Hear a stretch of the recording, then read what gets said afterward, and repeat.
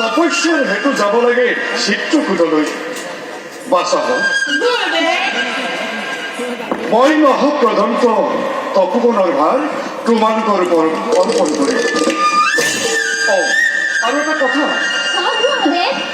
মই শিকোৱা ৰামায়ণৰ ২-৪টা গীত নিতৌ তালে মানে সুৰে আইনৰ আগত গাই থাকিব।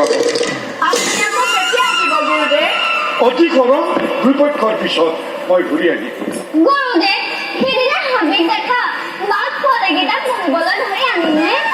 তোমালোকে আজি যে পঢ়িছিলা ক্ষেত্ৰী তেজতকৈ ব্ৰহ্ম তেজ, হিংসাতকৈ অহিংসাহে অধিক বলি।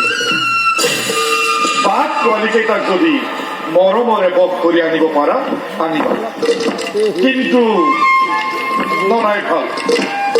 ৰবা মই পুথিপত্ৰখিনি থৈ আহোঁ।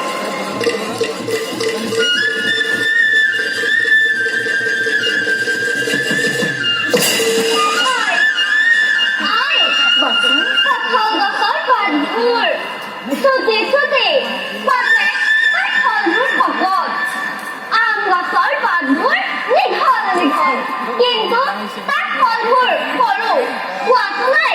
এনেকুৱা লোকা কথা কেনেকৈ হ'ল? ঈশ্বৰে কৰিলে নেকি? অৱশ্যে ঈশ্বৰে কৰিলে সঁচা, কিন্তু মই ভাবো তাতো এটা কথা আছে। কি নাই? কঁঠাল গছৰ পাতবোৰ চাবাচোন, থিয় থিয়, যেন সিহঁতৰ লক্ষ্য বহু ওপৰত। আকৌ আম গছৰ পাতবোৰ চাবাচোন, সিহঁতৰ লক্ষ্য তললৈ।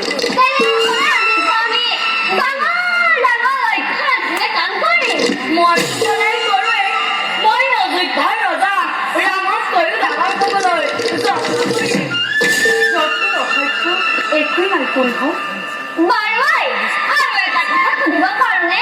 কোঠা বাছা বেলিটো ৰওঁতে ৰঙা আৰু পৰোঁতেও ৰঙা হ'ল কি হয়? মই ক'ব পাৰোঁ।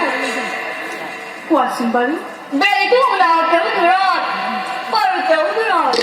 সেই দেখি তাৰে আমাৰে মাজত ধোঁৱাবোৰ পৰা হয়। মই ভাবো তাতো এটা কথা আছে। কি নাই? সাধু পুৰুষসকলৰ সুখতো আনন্দ আৰু দুখতো আনন্দ। বাছা